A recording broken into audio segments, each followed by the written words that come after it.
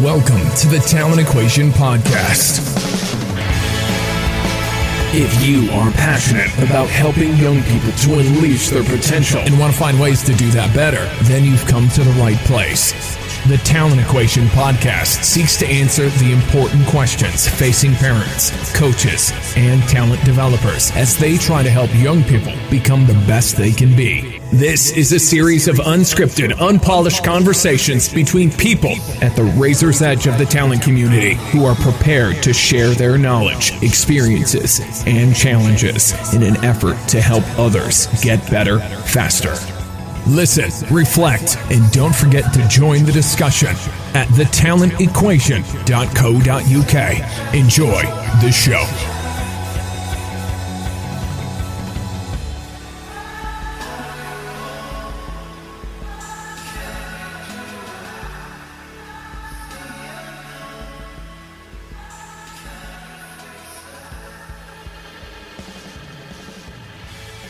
Well, returning because he's travelling. He's going to be travelling. He's on his way. He's coming over to the UK. We've got an event planned. It's all happening. Craig Gunn, welcome back to the show. Thank you, Stuart, for having me. It's been great. It feels a little bit like this is, I know we've been trying to do this for quite some time and schedules haven't quite matched up. And then we've been in communication quite a lot because you're coming on a crazy whirlwind trip of the UK, seeing all sorts of things. Just walk me through your itinerary because it's pretty heavy duty, isn't it? Yes. And for a man who's given up drinking, for the fact that this happened the way it happened so quickly is amazing. And I've got to thank Nick Wilkinson for this, Wilco. Basically, he just asked me one time when I showed some interest in a kids' first event. I think it's run by Quilters, is it? Quilters, rugby thing, and said, "Gunny, would you be keen to come too?" Right, I would. And I said, "I'm coming." And after that, I had to ask Mrs. Gunn, of course. And basically, but from the Wells School, Cathedral School, I think with Rusty the night before, the Quilters, catching up with a whole heap of rugby coaches thinking along the lines of kids first, popping up to the amazing Yorkshire Carnegie Academy with Stuart Dixon. So thanks for the invite up there. I can't wait, I've got to say. And obviously going to hang around up there. There's something about the north of England as a rugby league man where I'm a little bit drawn to it, so I'll check out the Leeds Rhinos while I'm up there and pay homage to the wonderful Stuart Wilkinson. He's going to pop over, so g'day to him. And pop back down. There is a school that I'm catching up with. I'll have to just double check the name of it, but there's a ladies' there's a gals try rugby night. Either way, organised by Wilco out at his region, East Croydon, I think it is, on the 12th. From there, the 13th, Jesus, it's still happening. I'm popping up with you after a school called the Trinity School in Croydon. So, going to have a curry with you and obviously, hopefully, share some great conversations with some coaches at the school your way. Is it Bloxham School? And then finally, with the wonderful Non-Perfect Dad, we're popping out to his children's school, which I think it could be called Cooper's or something like that. Anyway, at Essex, and I'll join some indigenous games there with them. Before, I might do a bit of sightseeing before I go, see what it was like. Because when I first arrived, doing the Australian thing all those years ago, Stuart, I lasted 1 week in the south because all of my friends and stuff were there from my school days. I took $2,000 and spent $1,000 in the first week and thought, geez, I had to get out of there. So I headed to Scotland. So might have to check out what London and stuff are like before I head home on the 15th. Yeah, you're going to get a brilliant view of England from motorways, I think. Well, I suppose it's better than, when I went through the beautiful north of England and the Midlands and all that on trains and, buses and all anyway. So it'll be great to see other parts in any case. Definitely. Yeah. So there's a lot. So you're going to be pretty busy. I mean, it's great that you're going up north to see Stu. He does some really good stuff with his coaches up there. Stu and I, Stuart Dixon and I go way back. He had the unfortunate, what's the word? He had the unfortunate pleasure, I suppose, of having to work for me within my player development team when I was at the RFU. Oh, and you might not know this, but Kids First kind of came out of that team. It was originally the brainchild of a guy called Gary Townsend, who started a bit of a movement around, can we change the way kids rugby's played? And he brought in sort of a whole idea around these new rules of play, so that they had more time on the ball and more opportunities to pass and kick and tackle and all those sorts of things. And then from that, we sort of then looked at, well, it's one thing to change the rules, but it's another thing. We've got to get the environment right as well. We've got to get the kind of the philosophy, and we've got to get the culture, and we've got to get the behaviours right around that environment so that kids can genuinely flourish. So we came up with this idea of Kids First. And so you've got clubs around the country who sort of signed up and said, we're going to be a Kids First club. And so the conference that you'll be at, which is sponsored by Quilter, is basically bringing together all those clubs so that they can get, even better and enhance their experiences for kids. It's a really, really good development. And I'm glad that I was able to be part of sort of, play a role, I suppose, in shaping some of that. Oh, look, it just looked right up my alley. When I saw them all dancing and, stuff like that, as you know, I'm quite partial to a bit of a boogie with my athletes, etc. So, look, and, Wilco, and I didn't realise it was an invite-only thing, but he did say, would you come? Oh, too right, I'll come. Uh-huh. So I can't wait. And, and I suppose it sort of works in with the excitement that I kind of feel like I know we're all still just making small little dents along the way, little areas of influence, little mushrooms sprouting up around the world here and there in the alternative pedagogy, or indeed, changing culture. But it just seems to me, Stuart, that you guys in England and the rest of the UK and Ireland are a bit more open to some alternative ideas, considering, of course, in Australia we've been trying to do it for, seems like 30 years almost. Well, not quite, but it's at least 25 years now, I'd be suggesting. And so let's just explore that for a little bit, because I like that phrase, little mushrooms of alternative pedagogy. But so, like you say, we, I think in the UK think we're usually, and this is classic, we've, TGFU and TGFU became the game sense approach, but, originally created by Rod Thorpe and those guys, and didn't really take here particularly. Got picked up over in Australia and New Zealand, became game sense. And, in my mind, I look at that and think, well, you guys are 25 years ahead. And then, I look back over here and think, this is kind of new. It's avant-garde. It's different. It's alternative. Yeah. Oh, wow. But actually in reality, the grounding and the philosophical underpinnings and the theoretical underpinnings have been around a long time. So what's going on in Australia? Is it are people struggling with it? Or have they lost momentum? Is there been a shift in a different direction? What's the score as far as you can tell? Oh, look, as far as I can tell, I mean, obviously it's a complex thing. And, well, look, okay. I mean, game sense came from the sports coaching realm for starters, which was impressive because, TGFU, which it sprouted from, was from PE teachers. And That's indeed, right. Before that, you had your Malden and Redferns and stuff anyway.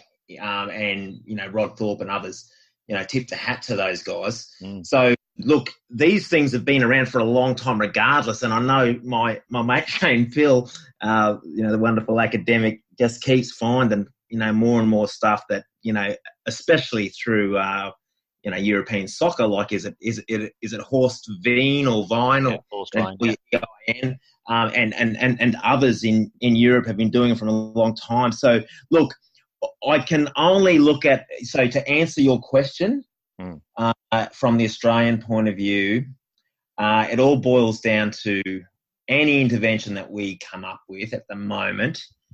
They're not going to sadly work, from my viewpoint and from what the research would be pointing to, because we need cultural change, support. So we had this wonderful hotbed called the AIS at the time, leading all kinds of wonderful interventions, and that's why we were so successful as a country back in the late 90s, early 2000s. But look, the Australian Sports Commission must have about 1/20th of their funding now. They've handed it all back over to the sports, and a lot of the sports are doing it well. Like, of all the sports, my sport, rugby league, that gets so, rightly lambasted in the media for off-field dramas and stuff. Look, in coach development, they are so far ahead of a lot of other sports, it's not funny. But there's other sports that just seem to, and I won't name them, some of the bigger ones, some of their competitors, that they're just treating, coach development as a cash cow. It's a way to certify. And to be honest with you, they're still going through what they're going through because, again, it's the way it's always been done. So, okay, I will mention one of them because they're big enough. The Australian Football League, our biggest sport, they're still lining up in columns. And I still get laughed out at clubs, etc., by saying stuff like, "Are you playing rugby league here?" Basically, because you're in two lines, yet it's a 360-degree game, and not only are they in lines, they're in columns. Okay, and they will chase their kick, and doesn't make a lot of sense. So look, like I say, it's a complex thing. You got to go back to the culture and say, why is it happening? Well, you got to be brave. Like there are a couple of clubs that I'm working with, and I'm lucky enough to get support by, say, like one of the players of Australian football's generation called Simon Black. He's a coaching fellow of mine, I suppose. I talk to him all the time, asking for advice and all kinds of stuff. But even with him saying, right, we can do this a bit different. We can bring in a bit of variability. Okay, we can make this more like the game. We're still looked at as a bit weird. And I don't blame them. Because, and once again, I'll go back to my profession as a PE teacher. Not even PE teachers are doing it.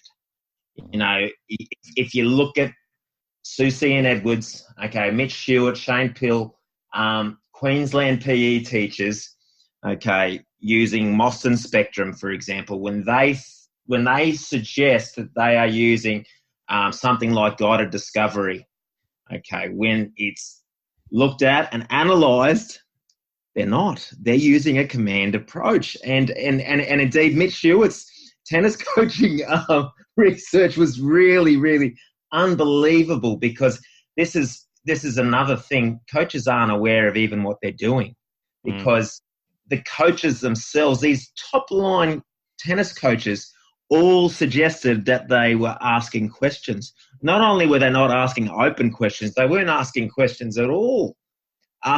And they only worked that out when it was shown to them. So, yeah, look, we've had this thing called Game Sense, and it was launched and supported, and I was right there in the thick of it. And, like I mentioned in Indigenous games earlier, which are absolutely amazing. I mean, my PE teaching guru, Ken Edwards, was at the front of that, so I was there. I was there with it all.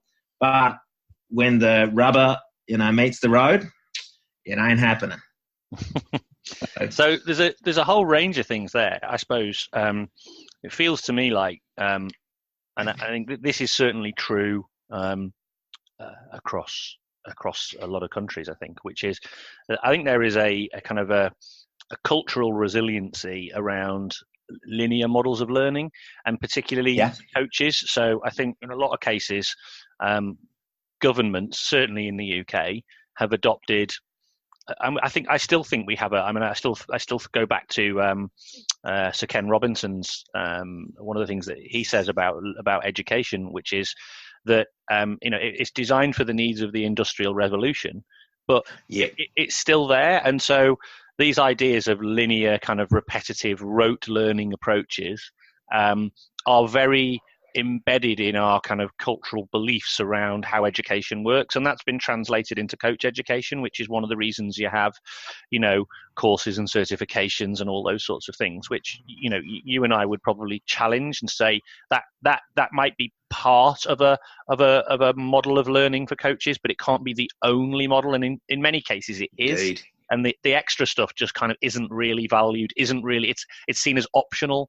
There's no real need to do continuous professional development and all those sorts of things. And so for me, that's a major challenge in terms of tackling that. But then there's something else you talked about there, which I think is really interesting as well, which is this idea that actually the coaches themselves have got a misperception either of what a particular methodology is, because they think they're doing it, but they're not. Or worse, or possibly worse, that they know what it is, and they think they're doing it, but they're not. So if they knew that they weren't doing it, that would be something. But they don't even know that they're not doing it. So and actually that research has been borne out in lots of. I know Chris Cushion's done stuff on that as well, where saying that they're doing this kind of, they're using these kinds of questions, and actually all they're doing is giving instructions and commands. So there's two pieces there, really, isn't there? There's almost and I think the two things are really connected, because what you've then got is you've got these linear models of learning, which basically give, I think, a lot of knowledge, but not necessarily enough time for the knowledge to be embedded in practice. And then the assumption is, because they know, they can go away and they can do. But the knowing and doing gap is huge, isn't it? So actually, I think this is a major challenge for us in terms of what I think a sport or a body thinks is happening within its coaching world versus what is actually happening on the ground. Mate, look, it's incredible, the gap, and that's why I thought from our last discussion you were on the money. And I laughed about it because you mentioned, because it just seemed like such a no-brainer that, you guys were changing the conceptualization of what a coach is, and you were trying to find someone that they identified with. Yeah. So to me, that's the one first, because, someone there is going to be more open to ideas about, right, have you thought about filming yourself? That Chris Cushion evidence is mind-blowing, isn't it? That elite coaches have got, hardly any awareness of what they're doing, let alone, in comparison to the players. The players know what they're doing, what the coaches are doing. Yeah. Yet, clearly there's some power imbalance if, the players can't make the coaches aware of it. Yeah. So they're just being told what to do, and they're just doing it, even though they're getting paid a fortune to do it. Yeah. It's mind blowing. It really is, and that's where, again, oh Jesus, I've as you know, I taught at QUT, which is the hotbed there for a while too of the constraint-led approach, etc. For pretty much a decade. At the moment, I'm still thinking that. So I've sort of gone back to just thinking, I wonder if yours is the way to go. Just get the right human first, someone who's open, and then, skill them up. And you've only got to look at your John Woodens of the world, or we had an amazing rugby league coach called Jack Gibson who, back, 30 or 40 years ago, was getting to know the right individuals. So, how the individuals tick. So he'd be saying stuff like, some players can take tough coaching, others wilt. Again, that's where I don't know. I know the constraints-led approach, for example, the framework fits all that anyway, doesn't it? Because it's the individual task and environment, which would include the coach interacting, but that would be the key, wouldn't it? Getting to know what that individual needs. And so that's where I think once again, we've got to look at our best coaches and teachers, which would be our generalist primary school teachers as guides for that. And for mine, they're pretty much the missing link in getting us moving again as a nation in Australia anyway, because all of us were coached and taught PE by our generalist, primary school PE teachers. They weren't even, PE teachers, but that's not happening now. Yeah. We've got to talk about jock culture. Look, I'm going on a few gunny tangents here, Stuart. but either way, look, yep, there is a massive gap, isn't there? Like, for example, didn't some of Chris Cushion's research suggests, and I remember sending it to Mark Keynes up there with Coach Logic once saying, one of the things that you really could be doing with this video thing is to get the behaviours, say, of Wade Gilbert from John Wooden or someone, and putting them down the side and saying, getting the coaches to film themselves, and then you analyse through these behaviours, but they've got to actually watch it. And Chris Cushion's research was suggesting that, wasn't it, all they did was made them sit down and watch it once every 6 months, nothing else, over 3 years. Yeah. And their coaching went through the roof. Yeah. Just being able to see themselves and make themselves become more self-aware. Just being able to see themselves, and because I'm a school teacher, I know how protective most school teachers have been over the years. They hate others coming into their classroom, but I used to love it. I used to love if the school principal was walking past, I'd invite them in, because I wanted to show off. So, yeah. What I love about our conversations is you said about gunny tangents. I see them as you start to go down a little path, a conversational path, and then just come back out of that path, but you still leave it open. So it's an invitation to follow you down that path, which I like, because there's plenty of them to go down. The challenge is choosing the one. One of the little threads or the little paths I want to come back to actually is, and I think this is going to feature quite a bit in the event we've got planned. So just to plug that a little bit for people who are interested. I've been fortunate enough to be able to snag some of your time during your hectic schedule, and with the help of the fantastic PE staff at Bloxham School, which is local to me.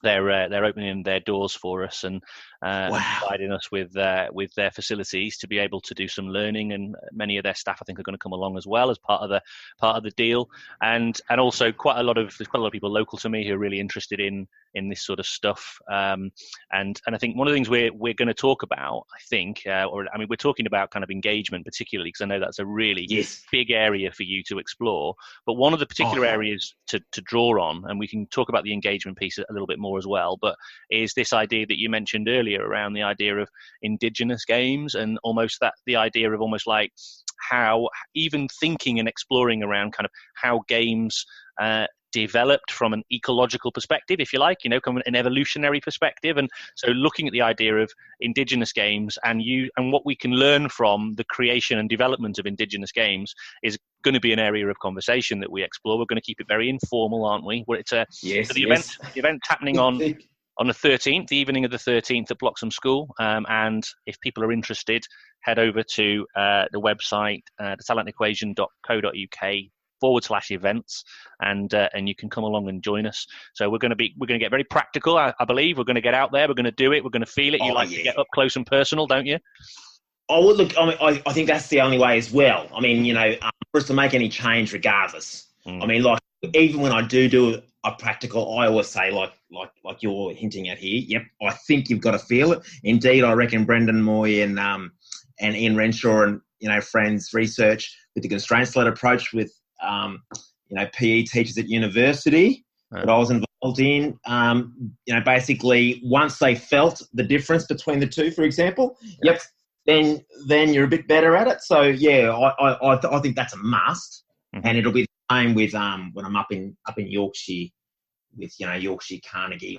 I think that's got to be mainly practical, to be honest with you. Mm-hmm. Yes, certainly. Look, the indigenous games. Wow, I mean, so much for us to explore if we can actually, go down that area now, mate. I don't want to, tell you how to run your show, though. No. Go. Let's go there. That's what I'm doing. I'm following you down that path. Okay. Take me on the journey. Well, okay. Well, look, once again, look, my guru, Ken Edwards. There's no way he'd be on social media, but basically, he was involved in all of the original Indigenous games research, where basically he and a team went right throughout Australia, and with the Australian Sports Commission's money, found, by the oral tradition of the Indigenous, people from all these different nations throughout Australia. And, that's the thing, like there's 300 odd languages, for example. Like there are games, that would blow your mind. Like there's games that I used to use with my cross-country team, for example, that they would be blowing in about 3 or 4 minutes. Mm-hmm. Like one game, if you look it up, called EDOR, EDOR. Absolutely amazing. And in fact, I blew my first Achilles on the back oval playing with a bunch of school kids in a PE class back in 2012, playing Indigenous games. Absolutely amazing. So yeah, look, again, so they've got. And I can't stereotype here. I've got to be careful, of course, because I'm not Indigenous, and again, you've got to be contextual.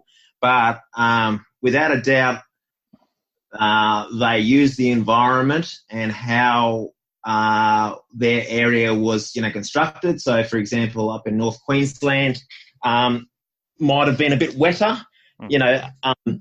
Different implements to be thrown, etc. But there's a game, for example, that I use in rugby union all the time. I used it with my rugby league teams this year, called Burrington, which is around my area down here in the southern part of Queensland, where basically you're running with the ball. If you get touched, you throw the ball up in the air. So people who talk about gunny madness, which isn't that mad, you know, because it is based on ecological approaches. These guys have been doing these games for centuries, dozens of years perhaps, using balls that they made from possum skin and stuff like that.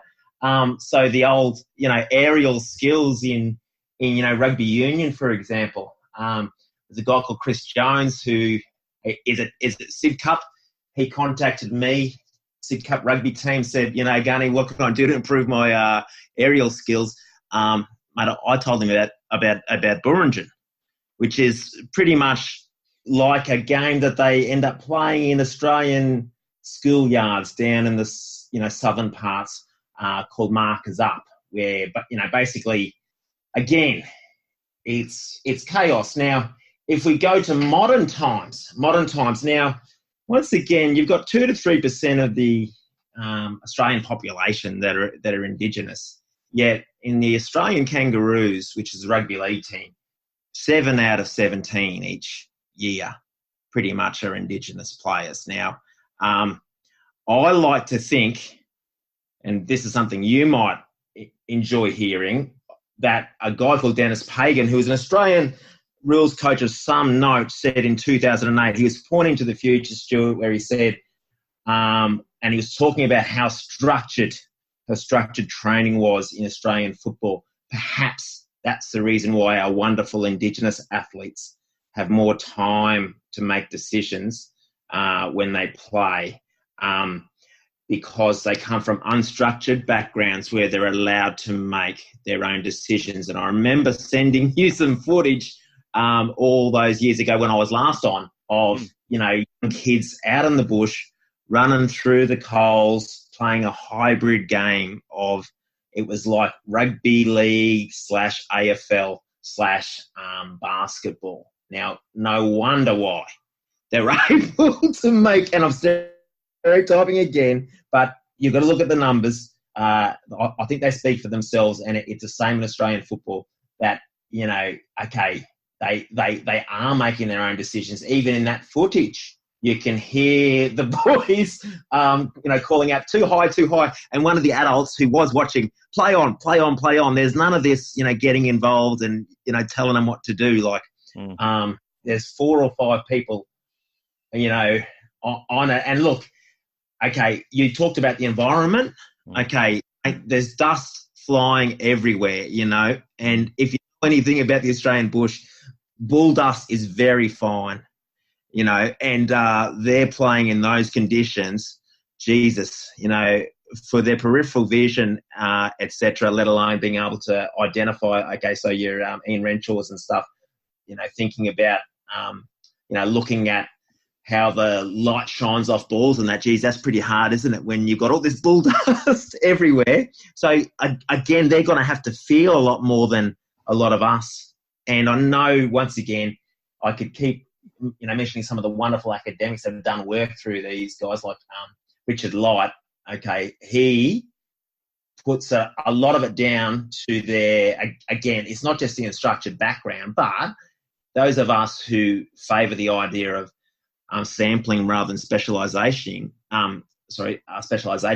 mate, they are sampling games that are hybrid games that they make themselves. They're still doing all the stuff you and I have been spruiking, but they've been doing it for thousands of years.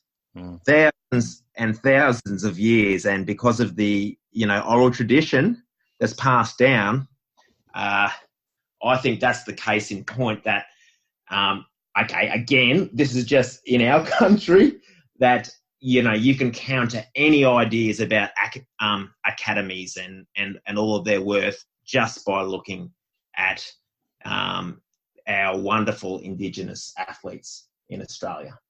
And it's funny because something you just mentioned there, which is, I think, a feature of, any people or population is, you mentioned the oral tradition and the older generation passing down to the younger generation, kind of either artifacts or cultural behaviors or, in this case, games. And you just made me think there about, has that stopped? Because what we've now done is, because we've kind of formalized so much of youth sport and it's become codified and it's become formally competitive, that the format, the playing format, has been fixed by the governing body or whoever the organizer of the competitive framework is. And so what's been lost in that process is generations passing down kind of traditional game forms for children to play. And so, because one of the other things that's been lost is children's informal play. Now, interestingly, I've been doing a bit of a live experiment all this season so far with my cricket team, where we are basically every week, or my group of cricketers, we are playing the same game. But what we're doing is, each week we're just adding a little extra dimension to it. And I'll give you so I'll try and explain it to you. And the game is broadly designed, not quite, but broadly designed on the kind of game I would play when I was a child. So, and the reason, when I was a child, the games I would play, right? So, for example, we would make it much harder to stay in bat, right? You can't stay in bat for ages. It's boring, right? You got to keep batting rotating round, right? So, for example, we use 2 sets of stumps when you're batting. So, as a batsman, the batting player or the batter, they have to, there's a lot of stumps to cover, so they've got to be pretty agile and they've got to move around the stumps because we want kids to get out, right? But, but so that's based on that kind of idea and that principle. And what we're also doing is we're creating a kind of set of rules that give the kids decisions to make, but at the same time, requires them to be able to score, in a range of different ways. And so we're keeping that game. And the game requires them to score singles rapidly. They can't get boundaries. They don't get any boundaries. And actually, if they hit the ball in the air over the boundary, and it's a short boundary, they get out. And the reason is it's a bit of a constraint, right? That they basically, it's a bit like so my old backyard game, right? If I hit the ball out of my backyard into my horrible neighbours, we lost the ball. So you couldn't hit the ball in the air, right? So it's the same idea. You can't hit the ball in the air because you get out. So they've got to hit the ball on the ground to keep. So, and then they've got to find the gaps to score singles because they've got to score singles. And the fielders, and they get 3 lives. And if they don't get a single, they lose a life. Right, and once they've lost their 3 lives, they're out, and they've got to try and get as many runs as they possibly can. So if they're smart about it, they can get a lot of singles. And the fielding team, if they have an overthrow, then they get then the batting team get an extra life, so they can stay in bat for longer. So of course we're encouraging kids to back up and all those sorts of things. Yes, which is something they never remember to do. Exactly. But that's based on an old game where we used to play on our driveways, and if somebody shied at the stumps, it ran down the road, and you had to run for miles to go and get the ball back. So of course that's based on that concept, right? So we're passing a game down, or the idea of how to design a game down to these kids. But what we're doing is we're saying consistent, and we're almost saying, right, when you come along to our game, to our practice or training or whatever you call it, right? We're coming, guys. We're just going to play a game, and they play the same game every week. And we've deliberately not used hard balls, even though they play with hard balls. We're using the kind of hybrid, not quite soft, but also slightly harder, but not fully hard. So they don't have to put pads on and mess around. But it also, again, means that you've got more actions, more capabilities and more actions. Anyway, long story. But anyway, that is a generational passing down game. I see that as now. You've just made me think of it like that. I haven't really thought of it like that until that point. But what's been fascinating to watch, and again, we're trying to document this if we can, but it's difficult to, but we're trying to document the change. And what I've seen is they go to play on a Saturday, on a Sunday morning, they'll be playing tomorrow morning, and they're playing hardball with pads and everything. And one of them said to me, we haven't played any hardball cricket. I don't really know what I'm going to do. He went out and got 25 and had to retire. Batted brilliantly, but ran singles because it wasn't always about the big shots. And there were some big shots as well, because they waited for the bad ball and hit it. But rest of the time, they would hit the ball and run. And the other team couldn't cope with it. The fielders couldn't cope with it. And when we went out and fielded, so the opposition team, 15 overthrows. When we went out and fielded, 1.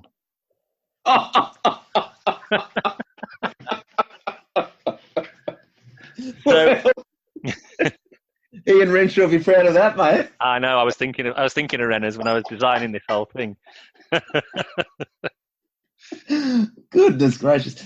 Well, look, mate, you're 100% correct. And some of those rules are worldwide. 6 and out. Yeah, 6 and out. Yeah. for the same reason, because of the neighbours, let alone broken windows and all that kind of stuff. And look, I'm sure you've come across it, but if you haven't, there's a journalist here in Australia called Steve Kinane who wrote a book on, all the famous Australian cricketers who, played the way they played because of their backyards. Yeah. Steve Waugh and Mark Waugh very good off the pads. Yeah. Because I think, actually, no, very good defensively because their entire shed was out. That was the set of wickets. Yeah. And there was a slant as well. There was a little slant on the driveway, so they were both able to flick off the pads. That's what it was. Yeah. So, and there's all kinds, of things there. So, yeah, look, mate, I would agree. We've 100% lost all of that, and that's where, look, honestly, anyone around the world, and again, look, we once in Australia led the world in all of this on paper, with game sense and everything that we did through the AIS. Again, I'm guessing now we're about 1/20th of the budget, and we've also got the problem where we have local governments and state governments and national governments overlapping. Yeah. Okay, doing the same thing. So that's another problem we've got here. But you could go on to something like sporting schools. I'll even give you the links, Stuart. Sporting schools is amazing, and you will find all your Indigenous games, and it's linked to the Australian curriculum, for everyone else who actually has to bag it. I was a lecturer at Australian Catholic University when it was, first in draft form. I adored it. And And then here it is.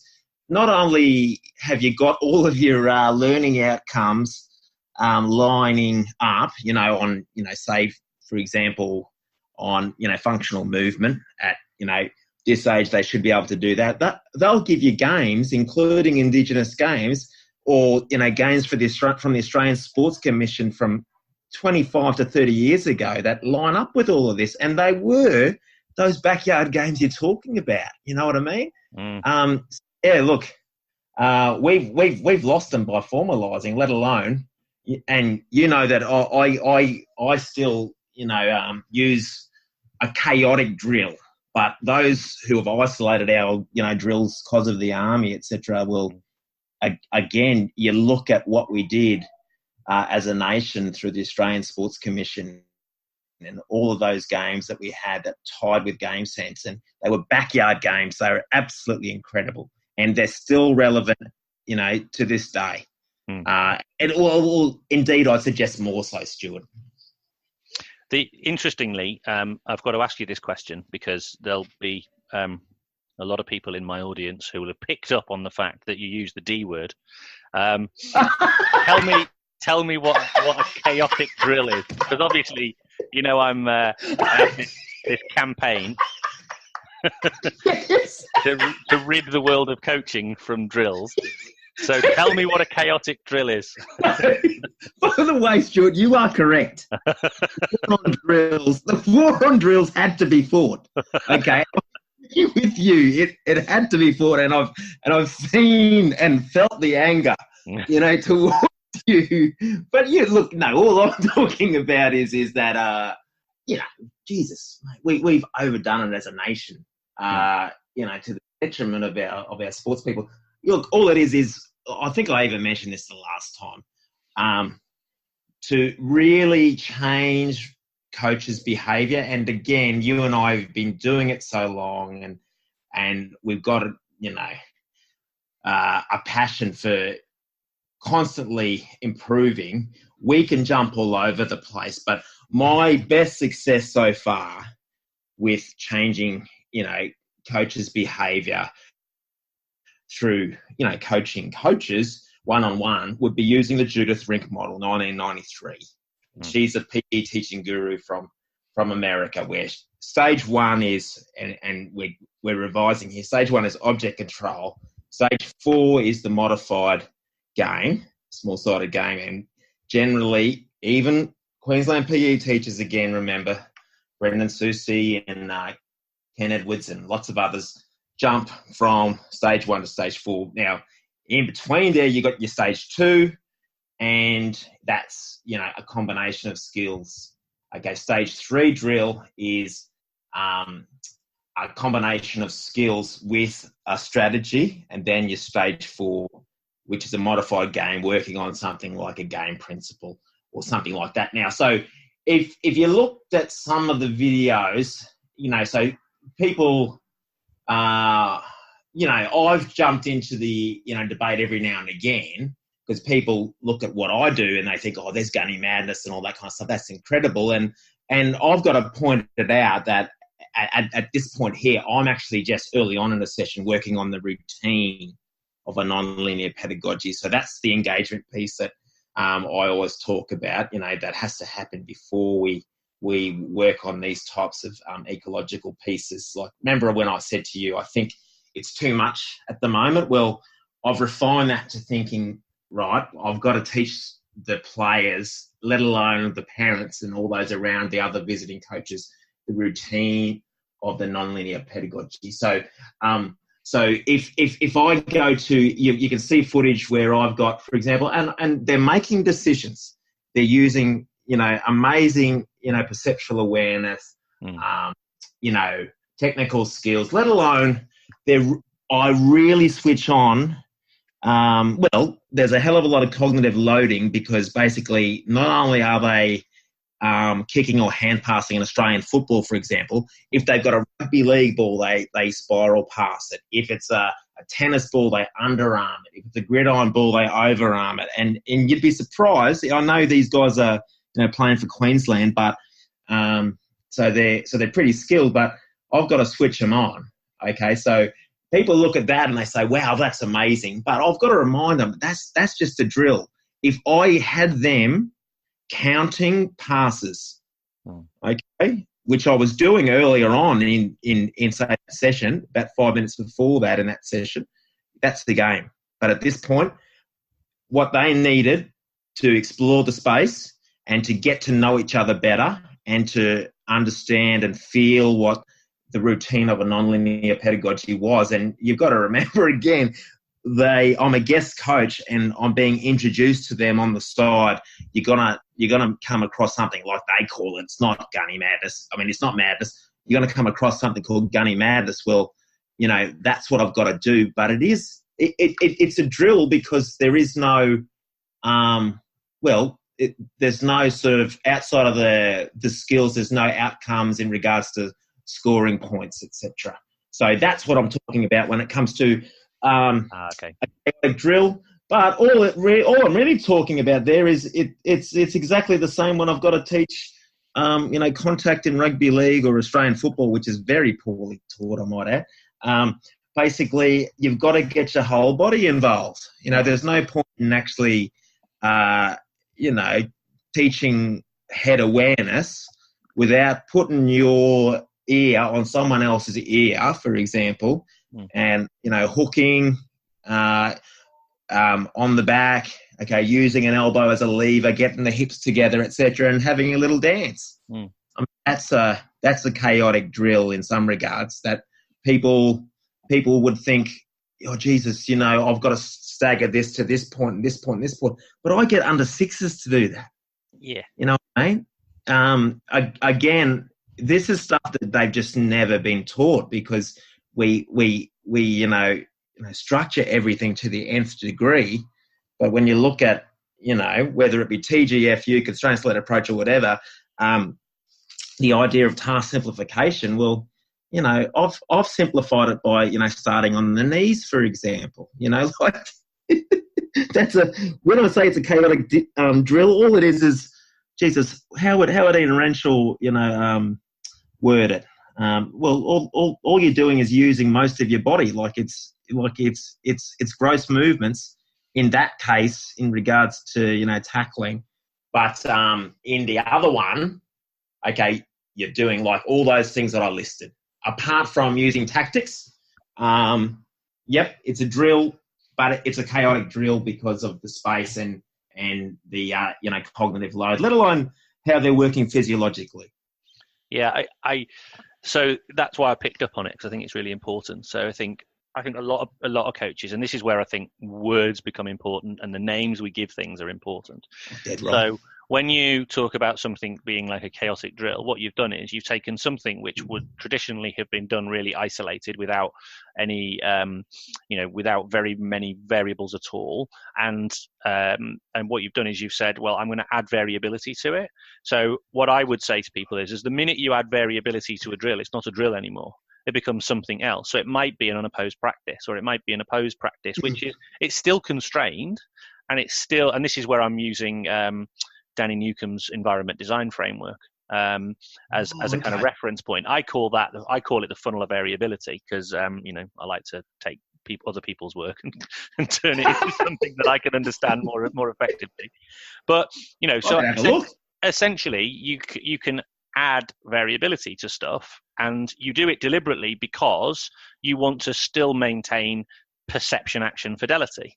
So what you're doing is you're saying, well, look, I can't give them all the chaos because then they won't even be able to attend to the relevant actions that they're going to need in order to be able to perform this. And likewise, they're not going to get enough goes. So what we're doing is, in order to maintain that principle of repetition without repetition, we're adding enough variability, and we constantly tweak that variability because for some it's not quite enough, for some it's too much, so you're constantly flexing it to get to the right sweet spot point where they're getting enough repetitions of the activity, it's as representative as possible of the kind of game action they're likely to take place, but it's not so overloaded with complexity that they can't actually attend to the action effectively. So I just give those, that what you describe as a chaotic drill, I give a different term just because I've got such a aversion to the word drill.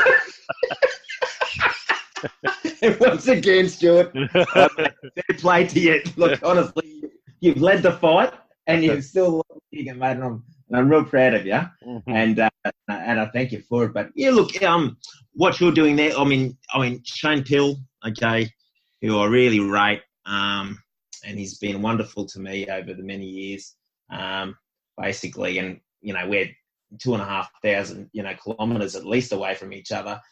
He would just call that a game-based approach, I suppose. Yeah. It doesn't mean you have to actually use the game itself, the full game. That's right. But it's still a game-based approach.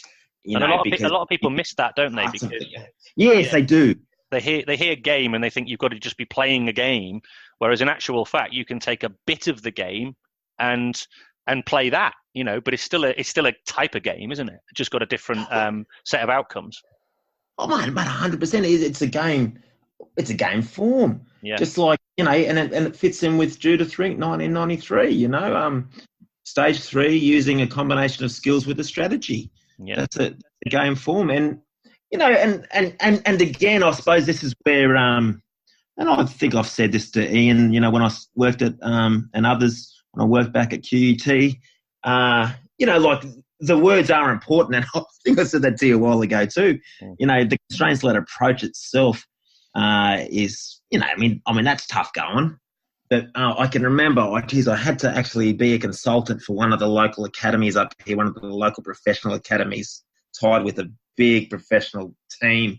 And anyway, so, mate, I gave them the 9 pages of feedback just on their warm-up, using what they wanted was the constraints-led approach. And anyway, the guy actually, Jesus, mate, he said, he acted like he knew it all, and then he sent me this photo of the 2008 book, and said, Gunny, what do you reckon about this?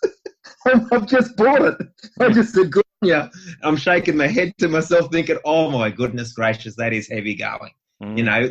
Jump to the 2016 or 17 book. With the red trimming over here in Australia anyway. Yeah. That's getting a lot more practical for the coaches. Yeah. So for example, I can remember reading when Ian first worked with Greg Chappell, and a lot of it was on the idea of a hands-off approach. Now I think people have taken that literally. Certainly at this academy, that's what it was like.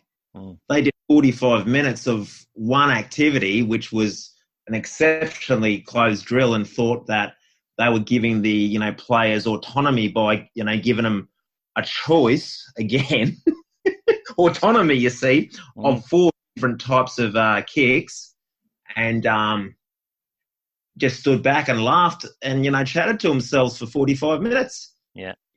So again, a lot of it's been lost, I'd suggest, and it's still in its infancy, of course. So part of your job in Sport England, let alone their job as academics, or people like myself, who Shane Pill would call a pracademic. Basically, we've got to try and help fill the gaps, but so much of it, as you say, has been sort of muddied with language, and I don't know, just jumping up and down about this great new thing. Well, I've heard you say it before too, like you can't just roll the ball out. I mean, like you've got to coach, you've got to teach. That's the whole point of why we're there. Yeah, and a really good example of that was and finding the right blend. I mean, people talk about the game as the teacher. I do think the game can be the teacher, but I don't think it is the teacher. I think, there is a role for us to play as coaches. It isn't just about, like you say, standing back. There's a role for us to play, which is to spot and keenly observe the moments where there is a learning opportunity for an individual, and they may or may not have picked that up. So that's when, you engage and you pose a question. And we did that a lot. We did that a lot last night playing this game, because periodically we would see that there's, let's say, the batting pair, so the over would have completed, and one of us would go in and go with the batting pair, and one of us would then go with a fielder or a bowler or whatever it might be, and pose some questions for them around. So in that over that's gone before, did you see any opportunities to be able to score? Because we constrain they bat in pairs and we constrain them. So we had a game last night that's based on the video game Fortnite, which all the kids love, and when they're batting as a pair, there's one group that have sniper rifles and they can only score in singles. There's another pair that have shotguns, only score in boundaries. There's another pair that have assault rifles, which means they can do singles or boundaries. And then there's a final pair that have RPGs, which basically they can only get runs if they get a 6. But they get 10 runs if they get a 6. So, of course, they've got to make a decision. They've got to make decisions about who in the group, which pair is best suited for which, kind of capability. But then when they're playing, they're not always taking advantage of their capability and thinking about where their best opportunity to score is. So I'll give you an example. When the team that came in that could score in boundaries came in, we moved the wickets over, like plastic wickets. So we moved them over closer to the offside, and they played one over. And they try to score all their runs on the leg side because it's where they've got the most power. It's where they can swing the most. Yeah. Right? Yeah. But the offside is closer and easier to score from. They hadn't attuned to it. They hadn't picked it up. Now, part of that was because we probably needed to make it like super close just to really get them to see it, to perceive that. Yeah. But they hadn't picked up that. So we asked that question. We just posed that question. We said, which boundary's nearer? And they went, well, that one. I went, so which one might be able to score a boundary on it nearer? That one. Where did you play all your shots in the last over? Over there. That's interesting, isn't it? So just dropping that in. And then with a couple of the fielders, for instance, kids get really attracted towards the ball. So they move in. So, of course, when it was the pair came in and they could only score in boundaries, there were still some kids who were quite close to the bat. And so pose the question of, if they can only score in boundaries, where's the best place for you to be able to stop them scoring a boundary? So they all then spread out. But what's amazing is how they all start drifting back in again, because it's so instinctive. So just little things like that in the game, using the game and seeing the problems that the game presents and drawing the players' attention to some of the ways they might be able to solve the problems by just drawing their attention to, what it is they have to think about within the game. So it becomes quite a tactical game for them.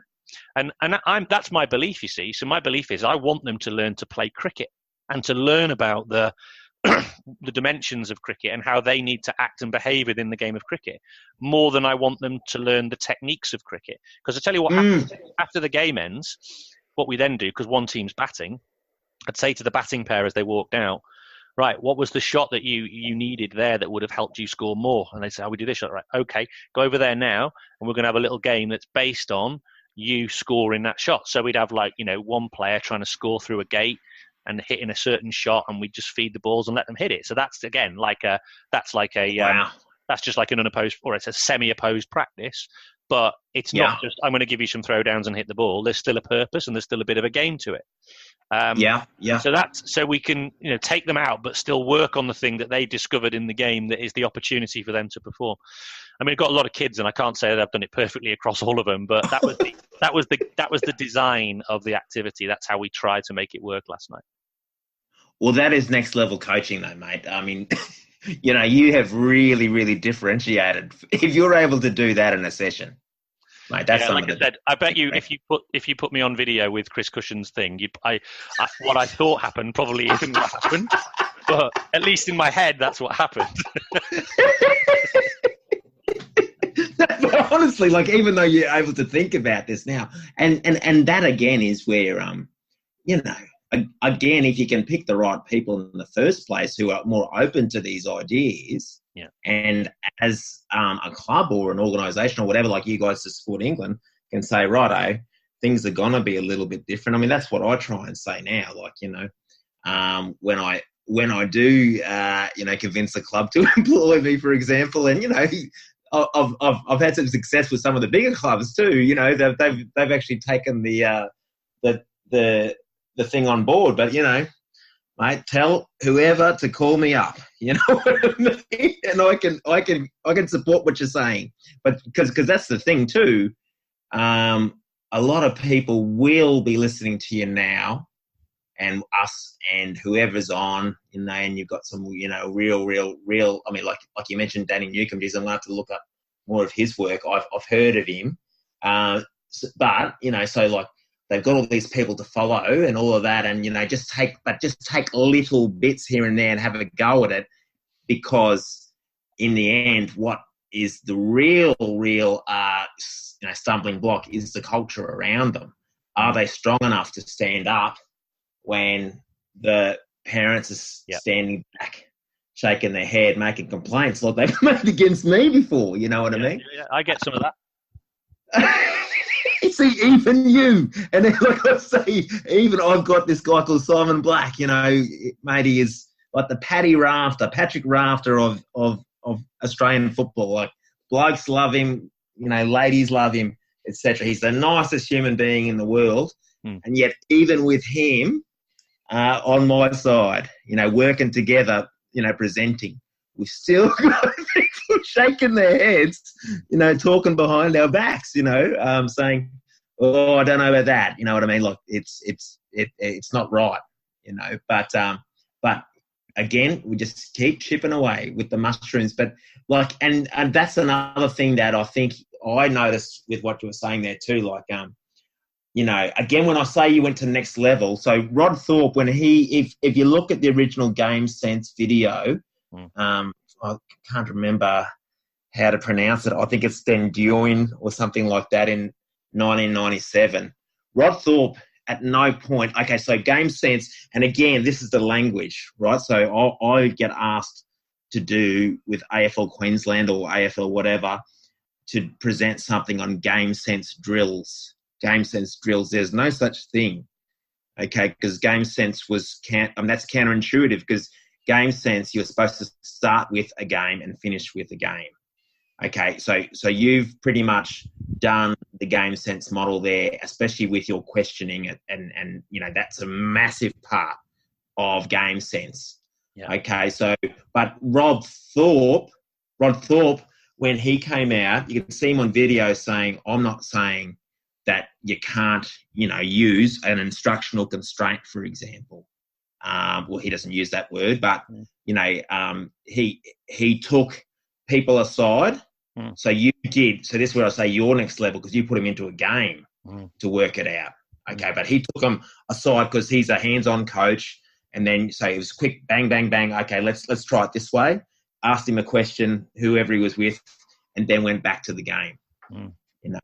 That's coaching. Absolutely. And the thing for me that's so important about that is, and that's why the observational piece is important when you've designed your activity and the game is being played, and the observational piece is so important, because you need to see when the problems arise, when the learning moments are there. And then you can choose to intervene then and there, or you can choose to wait and then find the appropriate point to intervene. I'll give you another little example from yesterday, which was really interesting. So we gave each bowler, they had a grenade. In each over, they could have a grenade, right? And I love it. If they bowled their grenade, right, and they got somebody out, then it was -10 for that team, right? Okay. But if they bowled a wide, the batters get 10, right? So obviously a bit of pressure on a grenade ball. Yes, so I love it. One of the team captains, who's a pretty astute kid, Harry, he's always one of those kids. He plays rugby as well. He's one of the kids. He organises everybody. He just kind of knows the game. Anyway, he so he got nominated as a captain, and by his team, we didn't pick him. The team picked him. Anyway, so he decided he was going to, and we didn't say they couldn't do this, actually. So this is quite an astute piece of thinking, right? He saved up the grenades, right? So a lot of his bowlers didn't bowl their grenades. And he said, when I came to him, I said, "Oh, your bowlers haven't bowled their grenades." He goes, "I know, I'm saving them up." I went, "All right." And a little part of me wanted to go, "You can't do that." But I also realised I didn't say he couldn't. You didn't say it. Actually, and I thought that's pretty smart thinking. Yes. So what he did was he saved his grenades up for his two best bowlers, right? Who were going to bowl at the end when the other team were bringing in their big hitters because they were going to do the RPGs and have to hit sixes. Yes. So here's the thing, right? This is the really interesting piece. So these two so-called best bowlers, right? Come on. Yeah. Grenade, right? Bowls are wide. 10 runs to the opposition, right? Comes on again, right? Does it again, comes off his long run, right? Runs in, bowls are wide, right? Another 10 runs to the opposition, right? Then he comes in again, bowls a half tracker, gets smashed for 6, right? And goodness. So anyway, so I'm like, that's interesting. Then this other kid comes on, bowls, he does the same thing. They exactly the same thing. Both come off their long run, both come steaming in, both bowl all over the place, half trackers, wides, this, that, and the other. Their team lost, right? All because of these two bowlers who were so-called best bowlers, right? So it massively backfired, right? Anyway, so as the game ends and we're walking back, right? And I go over to one of them and I said, right, talk me through what happened during that bowling over there. He said, I couldn't control the ball. It kept swinging in the air. I went, oh, okay. So what could you do about that then? And he said, what? I said, well, what's making it swing? He says, well, the seam. I said, okay, so how can you hold the ball? And he's like, I could hold it across. Yeah. So next time you could do that. I said, also, how fast were you bowling? I was bowling really fast. I said, okay, why were you bowling really fast? And he said, because it was pressure, I had to get them out. I said, but what happened when you bowled really fast? When bowl wide, bowl short. All right, then. So he learned something about pressure and what it makes you do and how you need to bowl. I didn't want to tell him not to bowl fast because obviously bowl fast. But you've got to bowl as fast as you can while still hoping that you're going to get those players out because, it was... Anyway, that's the long story. Yes. It was a great learning moment, right, that the game presented. Yeah. I mean, partly the game presented it because it gave an opportunity for the captain to actually put pressure on these two bowlers. And under the pressure of the game, with the game on the line, things happened to them that was brilliant learning. So with both of them, I said, so that didn't work out for you, but that was amazing learning. You would never have got that learning if we hadn't had that 100%. Moment. Yeah. So I love it when moments like that happen. And that's one of the things I enjoy about this action we call coaching. Well, and again, how could they have ever... So we're talking engagement here. There's fair income engagement there that they would never get in the nets coming off half run-up. No. Like there's so much depth to what they learned and what they felt, let alone with the reinforcement from yourself, probing, etc.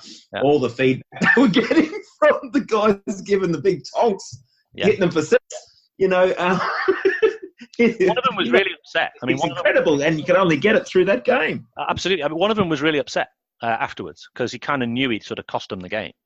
And, and you could sort of see the tears welling up in his eyes, so there was the kind of arm around the shoulder thing going, it's okay, mate. This is great. We're here to learn these things. This is what we love about it.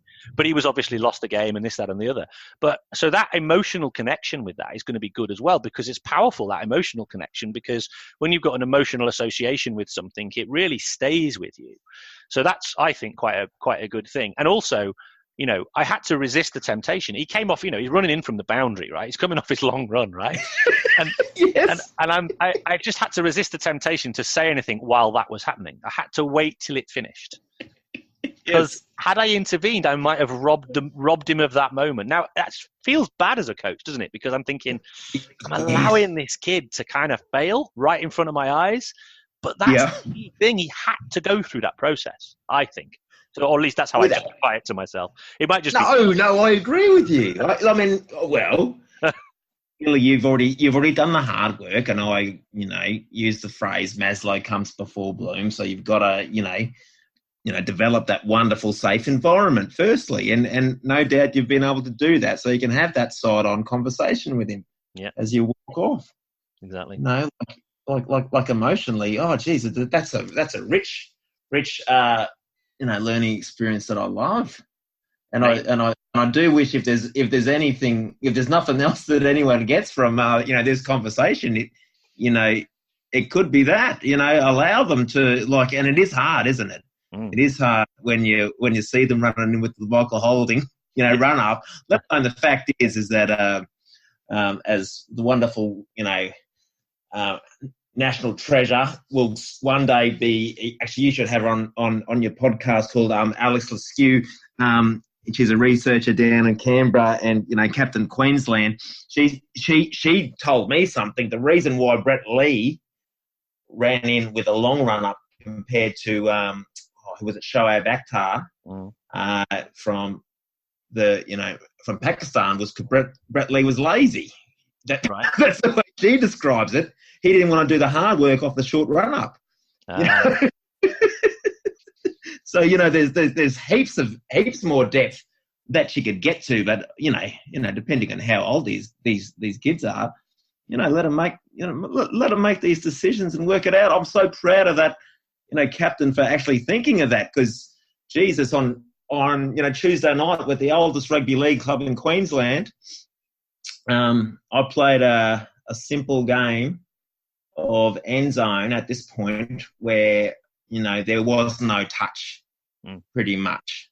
And they hadn't worked out at any point until about 10 minutes in the game that they were allowed to just keep running with the ball. I wasn't going to say anything to them, So they said, "Oh, well, how are we going to lose possession? You won't score." I said to them, "You won't score because the others will still put pressure on you." And sure enough, they'd be throwing these Hail Mary passes. But if they ran with the ball, they could have scored. It took them 10 minutes to work it out because, they're used to just going through the motions, whereas you're training these kids early to actually turn up and think at training. And I think that's a worldwide problem that we have. Our sessions are far too long because we don't make them think like you did there, allowing that captain to save up the grenades. Little genius, isn't he? Oh, mate, I love it. Especially, I love the word. We're talking about the power of words. I heard I was at a little conference thing the other day where some primary school PE teacher had a game called Sneaky Ninjas. I had to hear the game. You know what I mean? Anything that's got a cool name, like, mate, I've got grenades coming. I've got 2 full overs of it, and these blokes are steaming in. Backfired beautifully. But either way, they have turned up and they have thought, geez, there's not many in Australia at the senior level doing that, I'll tell you that much. We what's interesting as well is we had this thought as well that a bit like Fortnite. In Fortnite, the battle area gets smaller. In order to basically to condense the players and to finish the game earlier. And we had this idea of making the boundary smaller, but it just became impractical to do so. So what we did instead, and this was sort of an adaptation on the fly, was what I described earlier, which was to move the stumps into a different part of the field so that different parts of the boundary became more easy to score in. I tell you what was another great moment. My assistant coach, he's brilliant, right? He's really creative, comes up with loads of brilliant ideas. He's actually a sports analyst, works for a Premier League team. See his analytical mind working it out. He comes up with some amazing ideas. But last night he went to one of the players who hadn't picked up that shorter boundary was where he could score from. So anyway, the ball comes in and he hits this absolutely beautiful square cut, right? It's going to go for a flat 6. And one of the other fielders who I'd been working with and told him to sort of move a bit further back does this flying catch, a bit like Ben Stokes against South Africa the other night. Flying catch, picks it out. We've had 2 moments, right? 2 great learning moments. I've had one child who's just been kind of given some clues as to where he might score, hit a beautiful shot and got caught out thinking, oh, thanks, coach. And you got the other guy who I've gone to and said, stand on a boundary a bit more. Who's gone, caught a catch, and he's gone to me, oh, thanks, coach. That was great. I wouldn't have caught that otherwise.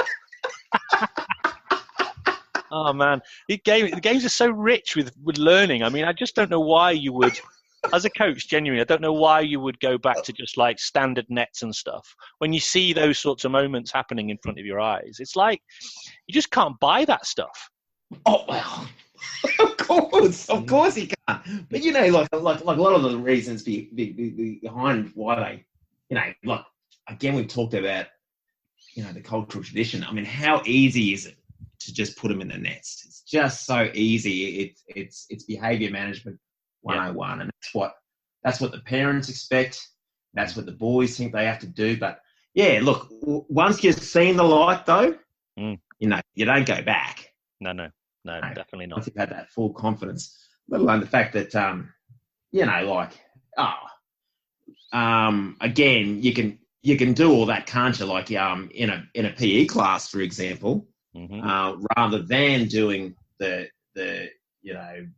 basic drills. Just break them into 5 different games of 5 5 players, 3 fielders. Sorry, 2 fielders, 2 batters, 1 bowler. And again, you're playing cricket, but you just don't see enough of it, Stuart. And that's again where, that's how we started the conversation. So much of this has to come down to cultural change. Sure. And Jesus, I'm going to be the glass half empty, and I'm usually glass half full. Will we be in our grave when we finally give the thumbs up that it's happened? Yes, we may, but there'll be a field of little mushrooms of alternative pedagogy left behind in our wake. Oh, Jesus. I hope so. Because and you see, that's the other thing too with all of this, Stuart, and I'm not sure what the Sport England figures are like. But okay, so we've plateaued in this country. So this obesity epidemic, which is, obviously, clear and blah, blah, blah. People jump up and down about it, and it's not the PE teacher's job to do it, etc. Okay, at this point, we're getting lost in arguments. We know that. But look, we've plateaued. Okay, so young people's physical activity, despite what you read, hasn't gotten worse now. Okay, they are still doing as much physical activity, but what they aren't doing as much of is clubs. Yeah. Okay, so over the next 15 years in Australia, there'll be a 15% reduction in. Okay, so they'll still be going for runs and putting the iPhones and stuff in their ears, or whatever they call them, iPods, in their ears. But they're missing out on the social and emotional health benefits from playing a team sport. 15% over the next 15 years.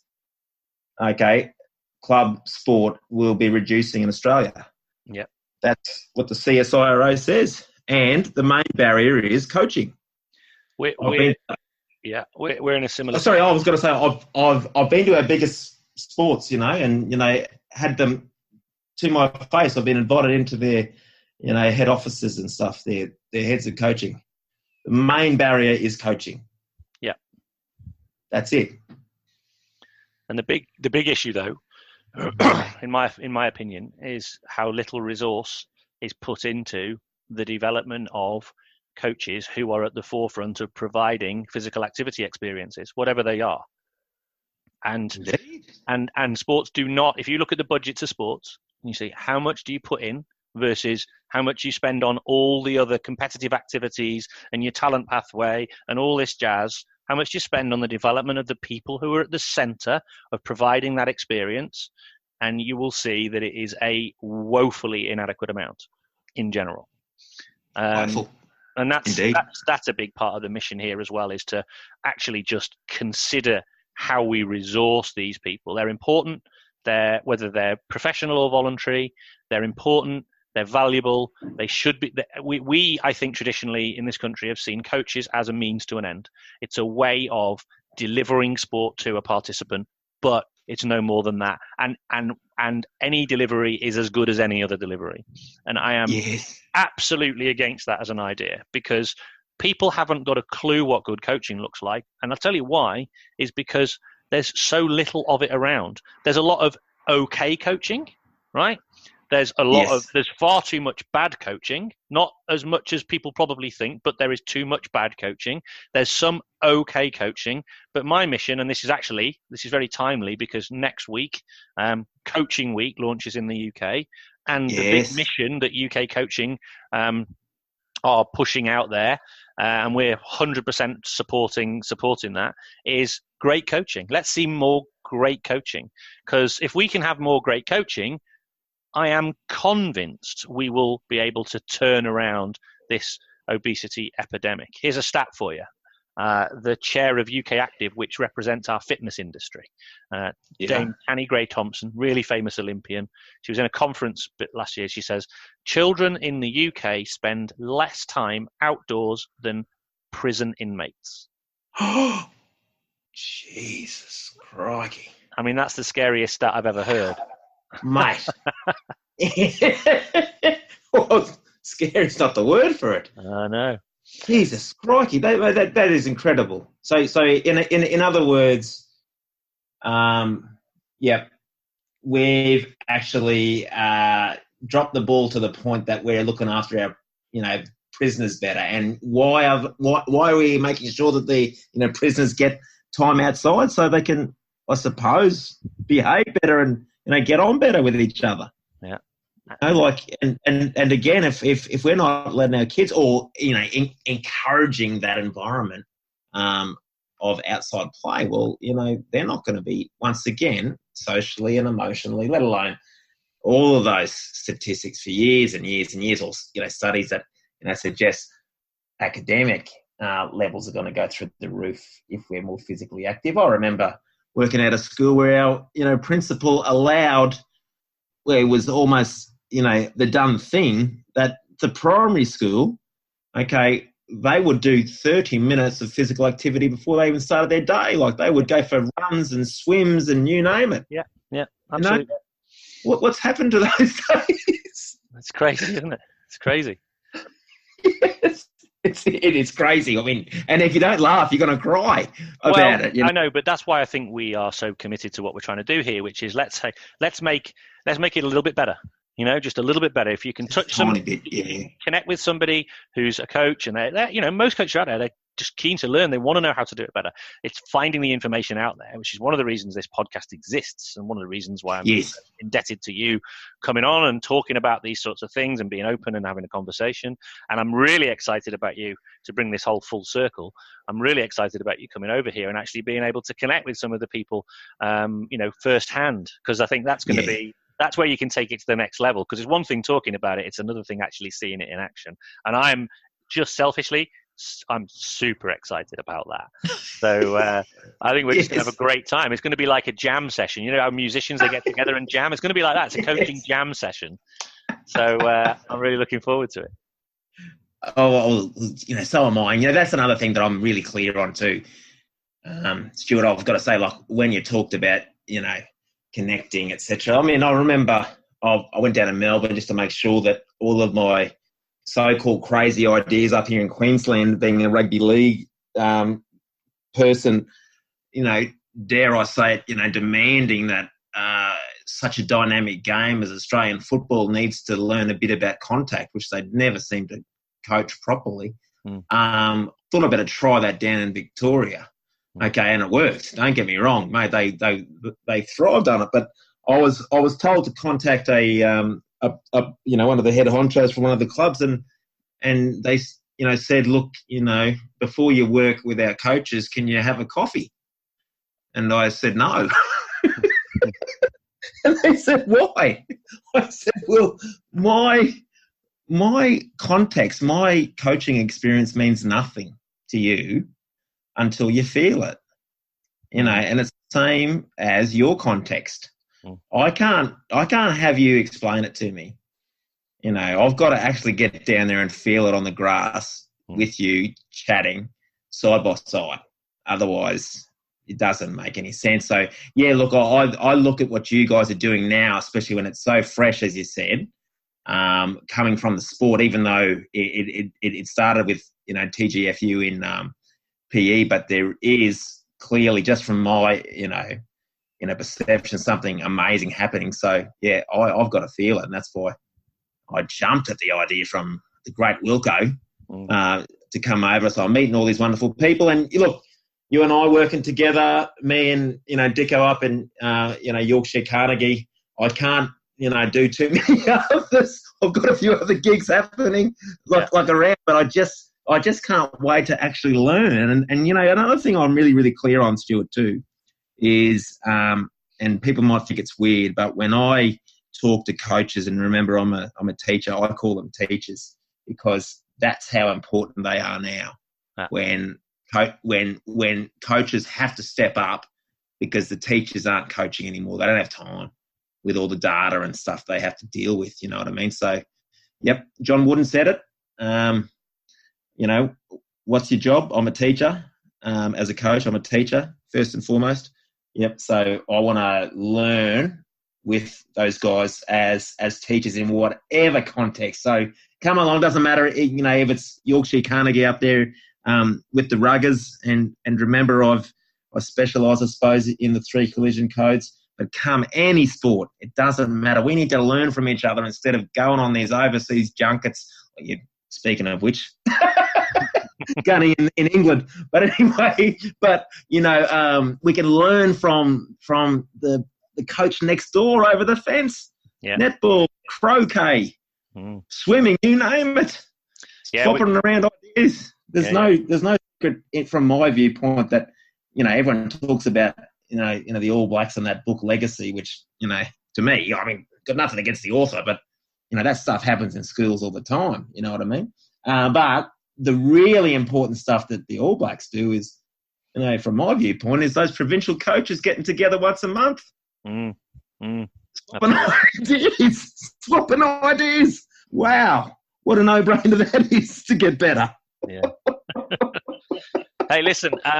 I know it's sort of getting into the evening in your part of the world. And, yes, sure. And I've got a Saturday of sports activities and things to do. So listen, one thing I just wanted to quickly just draw on was after our last conversation, you've gone and got yourself all technologied up. So you've got your own website, you've got a YouTube channel. I see you're producing amazing content on YouTube. Just tell people where they can find you at and where they can find some of this content. Okay, yeah, because it was just LinkedIn, wasn't it, back then? Yeah. Okay, so obviously you can find me on LinkedIn and, Twitter, now I'm on, and, Facebook, etc. One thing that has grown a lot since then was the Grassroots Coaching and Consulting Facebook group, not the page. So you can find me there. There's, close to 600 coaches now from different sports. And again, that's where we're a little bit different. So, from all around the world, you can find me there. Obviously on Facebook, the Gun Engagement Facebook page, let alone the Coach Gunny Facebook page. And the YouTube channel. Yeah, look, getting some good raps on the videos. But again, I focus a lot on, so it might look, whiz bang or whatever, but it's the how of coaching. The how is a lot of the missing piece, in my opinion. So you look there, Stuart, at Gun Engagement YouTube channel. That's probably a good place to start if you think, geez, this bloke, he sounds a bit mad, but I might have a look. Let alone www.craiggunn.org. And yes, you're right, Stuart. This year was the year where I embraced technology. Well, it's great because it means that you can get the message out far and wide. In actual fact, I'm looking at your YouTube channel as we speak, and look at it there, and there you are talking about your England tour, where you're going to be. So it's all good. That's right. But it's the reach. Very important. It's the reach, isn't it? That's the key thing. It's the reach. It's the preparedness to share. It's actually preparedness to go through the process and actually put these things out there. That's the difference. Too many people are just holding on to their own ideas and thoughts, and we need to actually become a community that shares. So indeed, awesome that you're doing all that. I love it. Only way to get better, isn't it? To share as a community. And I know you mentioned as well, this is a closely guarded secret, but I'm going to release it on the podcast as an exclusive. There's a book coming, I believe. Yeah, look, now a guy you probably really need to get onto the show. He calls me the king of engagement, which is, I tell you what, it's an insult to himself, a fellow called Dale Sidebottom. Now, if you want to look at someone who just oozes engagement, look him up. And on his YouTube channel, Energetic Education. But yes, we are releasing a book in September. We're working hard, but he's massively into gamification. So he's got everything. He's like yourself. He's a podcaster who connects everyone. But his passion so far has been. He's a PE teacher. He's gone through. The fitness industry, an amazing cricket coach. Geez, if you want to talk to someone about cricket, talk to him. But now it's just about, who become the best coaches, the best humans. So his is all, a passion on how we can actually learn from us as coaches to become better people. So I might have mentioned John Wooden earlier. There'll be a little bit of an emphasis on him, I would be suggesting. But, it'll be full of games to engage. And I'm telling you, you just look at anything from his YouTube channel, Energetic Education. I think he's the Aussie version of Richard Cheetham. Right. He's out there. Wow, that's an accolade to be called the Aussie, the coach developer of the year, Richard Cheetham, MBE. Wow. I was at the UK Coaching Awards. I'm fortunate enough to be on the judging panel. I didn't judge that particular award, but I did know who'd won it. And of course, when you should have seen his face when he won it. I mean, he was genuinely overcome with emotion. It was fantastic. Oh, fair dinkum. Yeah. Oh, that's beautiful. Jesus, aren't they the best coaches? The ones that love? Absolutely. Jesus. Hey, listen, mate. I got to go.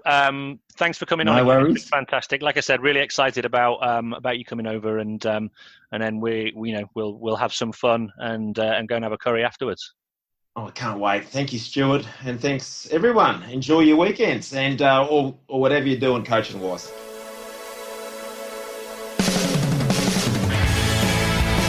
Thanks for listening to the Talent Equation podcast. If you like the show, then please consider supporting it by leaving a review on your favorite podcast player, telling your friends about it, or even becoming a hero and show your appreciation by becoming a patron. Just head over to thetalentequation.co.uk and click on the Becoming a Patron button at the top of the page.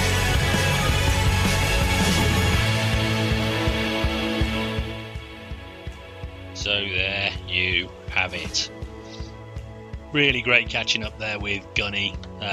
Always good value. Always great to just start, talking about all things coaching and all things engagement and youth sport, and so much there's so much knowledge he's got there. So I can't wait to get together with him and actually to get on the grass, as he says, and work things through. There's a few things I really want to pull out from that. These little mushrooms of alternative pedagogy. I love that idea. And then the idea of the different game forms and looking at how games have developed over history, and whether we're missing a trick by not passing our favourite games on to the young people that we're working with. And then something you just dropped in that I made a note of that we didn't really touch on, but it's definitely worth exploring further. This idea of Maslow comes before Bloom, a reference to Maslow's hierarchy of needs, and getting people to understand their fundamental needs as humans before we then go into Bloom's taxonomy of learning. So really interesting concept, and think it's very good thing to sort of reference there in terms of the way we would engage young people before we then begin on a learning process. As I said, he is coming over. We've got an event planned on the 13th, and if you do want to get involved, head over to the events page on the website, and you can join us. If not, there is the online conclave, which is still going. There's a couple of spaces still available, so I'd welcome you along to that one. It's not the same as getting on the grass and getting up close and personal, but we do have some really good and in-depth conversations and explore problems together and do some co-creation around some solutions. So if you're interested in getting involved in that, click on the Patreon button on the homepage of my website, and you'll be able to see the conclave joining instructions, and then I'll drop you a line and we'll get going from there. In the meantime, have a great week of coaching, and remember, ditch those drills.